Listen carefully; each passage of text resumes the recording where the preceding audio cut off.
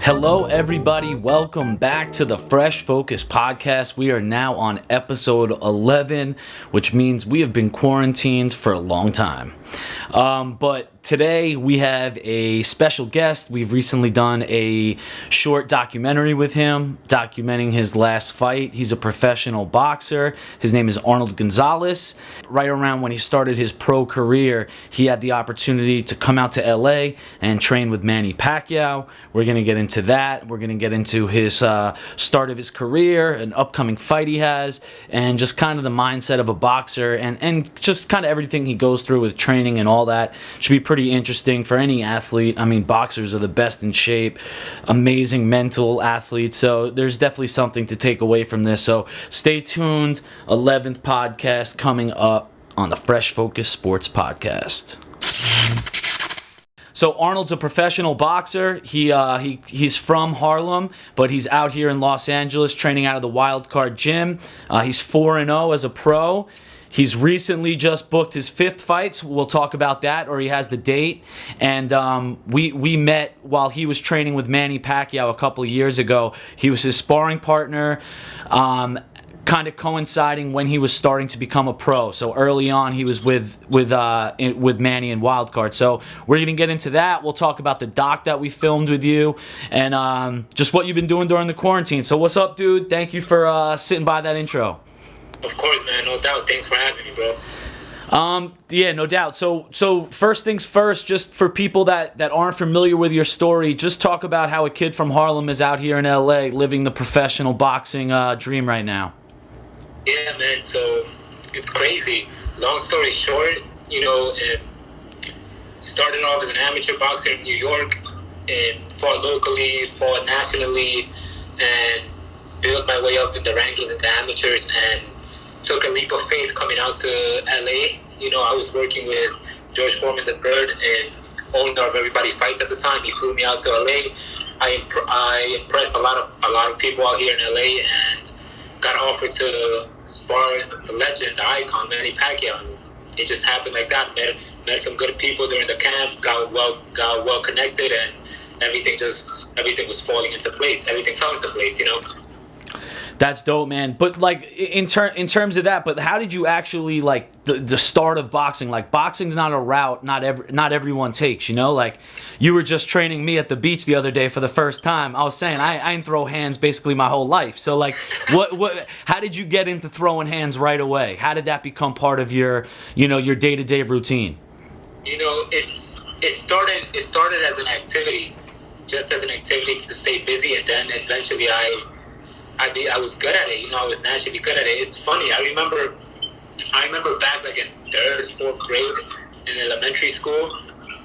Me and some of my friends, we would after school would go to one of my friends like basements in his building, a New York building, the last floor, and we'll like throw on the gloves. But we didn't know how to box. We was just bang it out, swinging. So, I think it's always been in me, and then I just took it and turned it into my career. Yeah.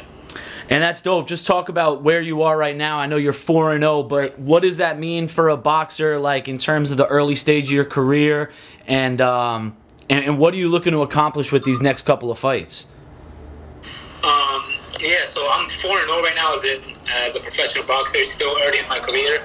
My 2nd year as a pro, and I have some momentum going off my last fight, but then of course all of this with COVID-19 happened and the quarantine and all that stuff. So it's slowed all the sports world down, but what I'm looking forward to, just getting more fights, stepping up in competition, and the ultimate goal, I think every boxer has the same ultimate goal, and get a world championship, get a world title, make it out the sport safely, and have the safest, most productive career that you can have.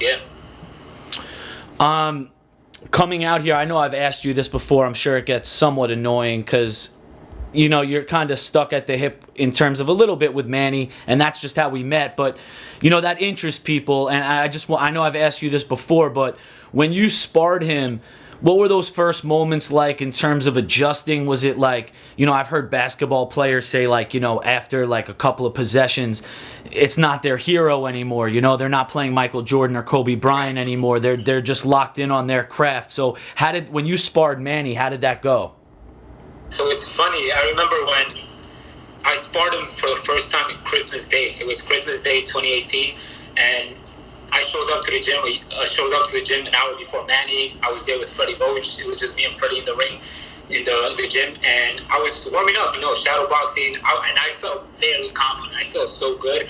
I was like, all right, Manny Pacquiao is about to turn 40. I think he wasn't still 40 yet, and I was like, I'm young, I'm fast. I'm gonna give him some work right now. Because he's getting old. His time is almost up. It's my time. I was confident. Thanasis, the moment Pacquiao walked in the room, like my heart just dropped. I was like, fuck, all confidence out the window. I was like, I'm about to spar this savage, man. And it's funny because he walked in so calm. He walked in very relaxed, shaking everyone's hand, very calm, And then I remember the first round, I was jumping all over the ring because I didn't want to get hit by him. I was like, I know Manny. I've seen him knock me out when I was a kid. I do not want to get knocked out by Manny, but now I'm not but hurt. And, I had to adjust. Pacquiao has this weird style that you don't see in any boxer. So it's such a weird style. It takes a couple of sparring sessions to get used to it. But I remember I landed my first punch in the first round, and then I questioned myself. I was like, shit, should I hit Manny? Like, he's a freaking ice. I just landed a straight right hand. I don't know how I feel about that, But then I was like, all right, this is what he wants me to do. This is what he's paying me to do, So it took a couple of rounds, but then, I'm a fighter. He's a fighter. We have respect after every sparring session, and it just played out like that, yeah. That's awesome.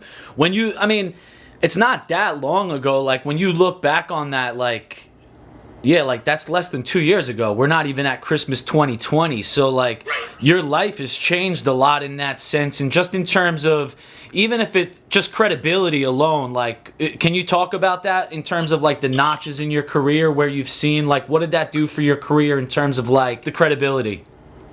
So, of course, Pacquiao's well known. Everyone knows Pacquiao, and I feel like me being in the ring with him, besides getting credit from all the people, I got a lot of experience myself. I got to witness what it feels like to what a world-class training camp looks like, and he flew, and I went out to Vegas with Pacquiao to watch him fight Broner, and I got to experience what a behind the scenes, what a world championship of the highest level looks like. So I got to experience all of that.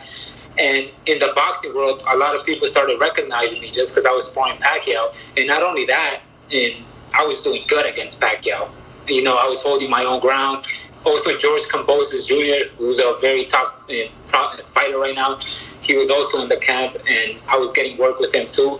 So a lot of people started recognizing me off of that, and it went good, and it felt good I was still an amateur fighter. I didn't make my professional debut yet, the first training camp with Manny.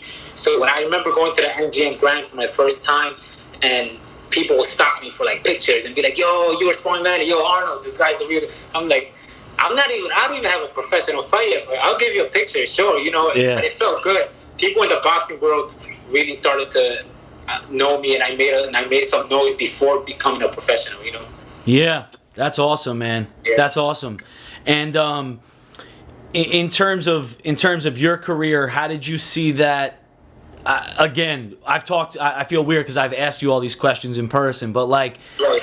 when you just had your third fight in the Barclays Center, and you're fighting Right. a guy that probably never saw anyone with the likes. Is that just like that with the likes of Manny in terms of sparring? Is that something you keep in the back of your head? Like, come on, dude. Like, I know, I went whatever rounds. I'm going with this guy who's just whatever. Like, is it a confidence booster?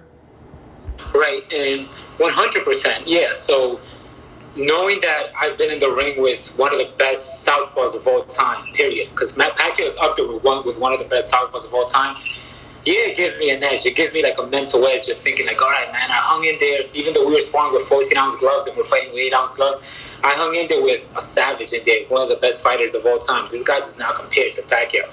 But at the same time, you don't want to get overconfident. You know, you don't want to think, oh, you know, I hung in there with Pacquiao, so this guy has nothing, because then I'm underestimating my opponent.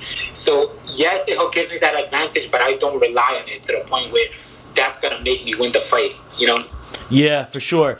So Arnold, let's get into your last fight, and we documented that fight with a kind of a short film leading up. Introduced people to your trainer Julian, and then we kind of documented your night in Barclays Center, getting your 4th win, your first KO. So this was a big fight for you. Again, another notch on your belt for the career. I'm gonna get into all that, but just the first thing I wanted to talk about in the doc, one of the first things that you and Julian are doing when you start to warm up is you're playing like almost like this funny game that like kids play in the back of the car. It's like that game where like you hit the hands. I'm trying to like show people on this FaceTime. So, tell me what that's doing. Like now I know after I watched the behind the scenes footage, right. But what is something simple like that doing for you on fight night? Julian, he's very good on being mentally sharp before physically sharp, you know. So that's sort of like a lot of kids played it before. It's a game. It's so simple, but it works, you know. It just keeps the mind sharp. You know, it keeps the eyes sharp and it keeps the mind sharp because Julian is pretty fast. So I have my hands over his hands and he's like underneath, coming up top trying to smack me. And my goal is to remove my hand as fast as I can with that very little in rotation that he has right there. So yeah, it's just the thing to just stay sharp outside of like something besides boxing that we do a little routine. Besides boxing, just keep the eyes sharp, keep the mind sharp, and whenever I'm making a miss, Julian's like, all right, you're sharp. I know you're sharp, you know. So just something that we believe in. As someone that's in combat sports, the mental game is just crazy. So that almost seemed like a warm-up to the mental game that you almost had to play with yourself for fight day almost, or the reflexes or whatever. Like mentally, what are some of the things you're doing fight day? Are you calm? Are you pumped? Are you listening to music? How do you approach that? Yeah, so my thing is I like to be surrounded by people. I like to be very distracted. I'm not the type of fighter. Everyone's different, and there's no right or wrong way. It's whatever works for you, you know. I personally like to be around. I like to bring everyone to my hotel room, you know. I like to bring as many people as I can to the locker room. Sneak some people into the locker room if I can, you know. Just stay very distracted, feed off of my people's energy, and of course not just anyone. I bring in people that I love, people that I trust, people that are around me in my group, in my circle, and they just keep me distracted. They keep me energized, and I just like to be distracted before I have to walk out and get to work, you know. So you have to be able to hit the switch. You know, I'm not saying like, oh, I'm distracted while walking out. Once I'm about to walk out, switch, game time, let's go, let's work. And then again, just you know, I do a lot of basketball, so I can relate it to basketball. Guys, when they warm up, they'll start with the easiest shot on the court, you know, maybe like a foot away. It seemed like when Julian warmed you up too, it's like the most simplest jab, like very slow and straight out. What's that process like? So it's a quick reminder of all the fundamentals, you know. Instead of going into the mitts and blah, blah, blah, blah, blah, just blasting the mitts, Julian's like, all right, Arnold, one round, look in the mirror. Everything fundamentally right. Start with just the jab. Put it out there very slow. No speed, no power. Just look in the mirror, look at yourself, make sure everything is right. So we do an entire round just like that. Just reminding myself the fundamentals, you know, and going through it and getting a little refresh on it. Dope. In terms of the last thing on that fight, the KO, how big was that for, just like I said, a notch in the belt? It's just like another level up in terms of the professional career. Yeah, man, it felt really good, and it was huge. It gave me the momentum I needed to. I've always known that I can fight, you know. I'm not, obviously I can fight, but I can punch. I'm a strong puncher. I've had to work on some things my first 3 fights as a professional, even though it was a shutout victories, unanimous decision. It felt good to get the knockout, shut a lot of critics up that were criticizing me, and it gave me the momentum I needed, to prove not to the critics but to myself that I can crack. What is the thing that that motivates you? I mean, everyone's been watching The Last Dance and seeing how diabolical Jordan is and getting motivation. You wanted that knockout because they said, they were questioning your power. What are some of the things that are motivate you as you got your 5th fight coming up, and just the rest of your fights coming up? Right. Everything that I think it's my end goal. Of course, you want to win. You want to win your next fight. That should always be your focus. Win your next fight. Win your next fight. You don't want to. But I have my end goal is to remain undefeated, get a world title, and that just keeps me going. My family, not letting my family down. Even though I know it won't happen. Worst case scenario, I do for some reason I take an L. My family will still. Sorry. It's just, family is there, people I love, and my end goal, the world title. That's what keeps me going. Yeah. Talk about this 5th fight coming up. I don't know how much info you have, but what's the info? When's it gonna be? So, I got a call about it. It's still back and forth because of everything that's going on. In July 11th, they told me Phoenix, Arizona. So hopefully that goes down. I'm staying ready. I've been sparring, so I'm staying sharp. I'm doing what I can right now through these times to get to be able to go right back to work. How many weeks do you need before a fight? Like, what's your fight camp? I know MMA guys a lot of times is 8 weeks. How many weeks out do you need to be really in a full camp to feel ready for a 10-round fight or a 6-round fight, whatever it's going to be? Usually a good 5 focus weeks, and it also depends on a lot of things, on how many rounds you're fighting, like you said, and what weight you're trying to make, So I think for my next fight, I'm gonna make 140 pounds. I've been fighting at 147, so I'm gonna need a good 5-6 solid weeks of proper nutrition and proper rest and preparation and all that stuff, to be able to make the weight and perform the way I want to perform. And what type of challenge is that now during quarantine with gyms closed and whatnot? I know everyone has kind of the same scenario, but out here in LA, we're on lock. So what type of challenge has that been? You just don't have access to what you're used to having access to. You don't have access to even do some of the little things, like go meditate at a park because the park is closed, and go have a schedule of going to the gym, then going to strength and conditioning, going to the track, the UCLA track. Everything is closed, so you have to be flexible. You have to work around it, and it's 100% a big challenge, but you gotta adapt, man. Just like boxing, you gotta adapt and make it work somehow. And then I know also you've been training people as well. So what's that like? What is that part of your business? Is that something you want to do in the future? Is that something you do for fun? I know you did that in New York as well too. Right. I've always been big into fitness. In New York, back in New York, and even here in LA, I instructed some fitness classes and have some clients on the side, and that I was personal training. I just like it. I like to connect with people. I'm good with people. I can connect with them. I can help them achieve their goals.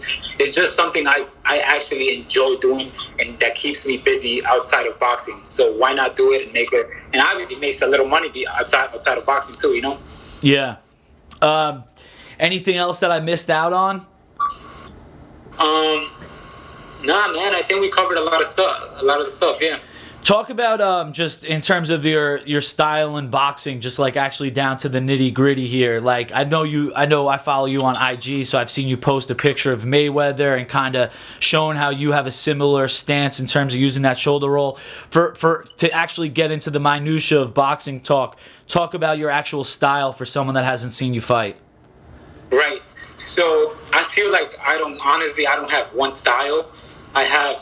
I'm very well-rounded with different styles, and that's thanks to my coach Julian. He helps me he doesn't teach me how to just fight one way. You have to be able to adapt. Every fighter is different. So, for example, if you see my third fight, my second fight at the Barclays, my third professional fight, in that fight, I walked my opponent down with my hands up, because he was a taller guy and slicker guy. So I was walking him down, cutting the ring, both hands up, moving my head.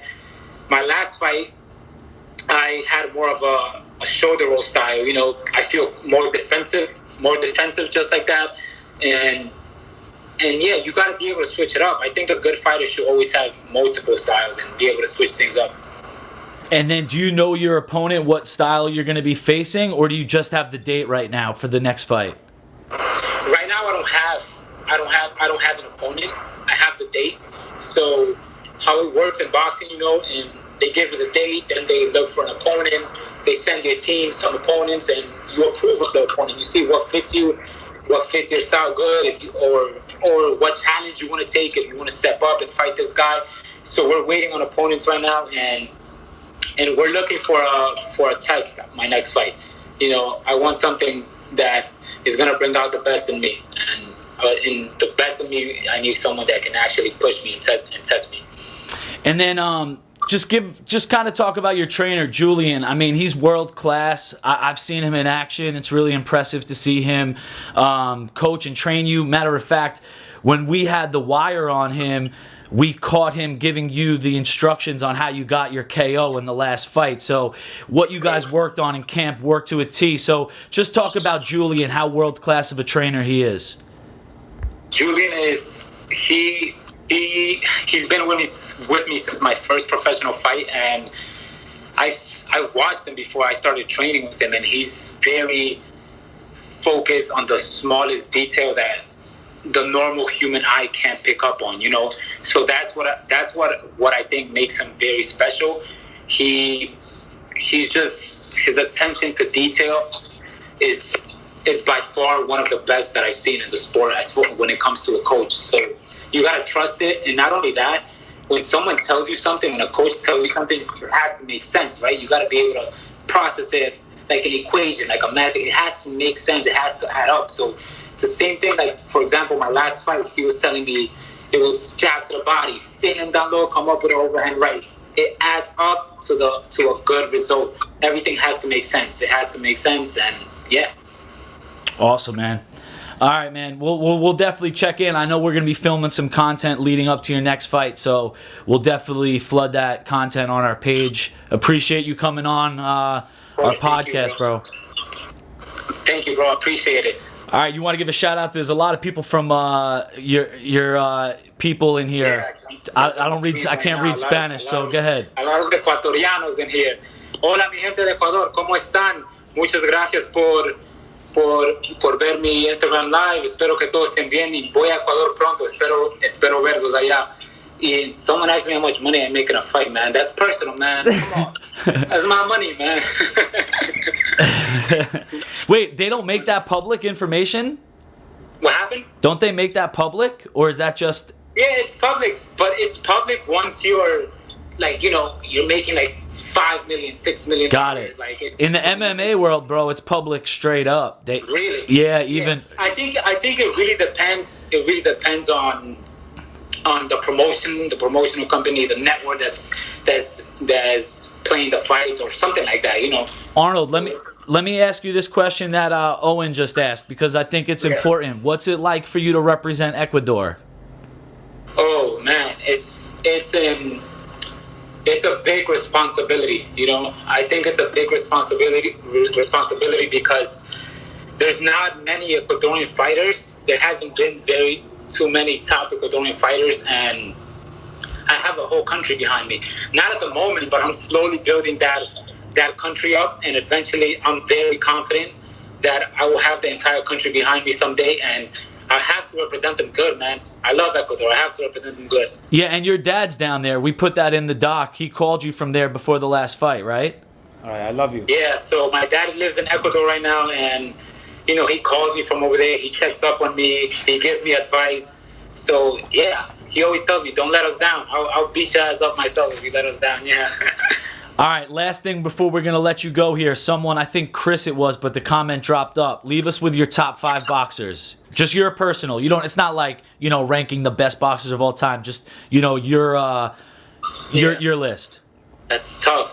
Number 5, I'll say Oscar De La Hoya. Number 4, I'll say Floyd Mayweather. Number 3, that's tough, man. There's a lot of good fighters. For some weird reason, I like Sean Porter a lot. So that's my top 3. Even though he lost his last fight or something like that. I really like Sean Porter just because of his work ethic, and he's a very nice guy. Number 2, damn, that's up for grabs. Sean Porter got a decision over my buddy Ray Robinson, who I did a doc on. So. Oh, really? Yeah. Oh, man. My bad, man. Nah, it's all good. All right, so finish up. Who's your final ones? Number 2 on my list. It's up for grabs. Did I say Pacquiao already? No, you haven't. I know. Pacquiao, yeah, there you go. You can't miss out. Number 1, it's Arnold Gonzalez. Confident, baby. Let's go. Hey, bro, you got to be a fan of yourself. If you're not a fan of you, who is? You got to be a fan of yourself. Definitely. All right, dude. Appreciate you coming on. Of course, man. This guy actually told me to fight Devin Haney. Go on YouTube and search up Arnold Gonzalez versus Devin Haney. I don't want to start no beef, but search that up. And you guys can tell me what you think. You fought him? I sparred him back in the Bronx. Oh. He walked into the Bronx and into a gym in the Bronx when he worked, I jumped in there with him. I don't care. So it was good sparring. It was good sparring, yeah. Go watch it. I think I just saw him he just started training with Mayweather, right? He was at Mayweather's gym just recently, yeah. So this dude's saying you cooked him. So what's good, bro? Why don't you call him out? Get this fight going. I might have to. I might have to. Yeah, Devin Haney's a name. He was at the top of the game at one point, right? Yeah, Devin Haney, he's good, man. He's gotten a lot better, but he's a kid. I'm not a kid. Yeah. That's the difference, yeah.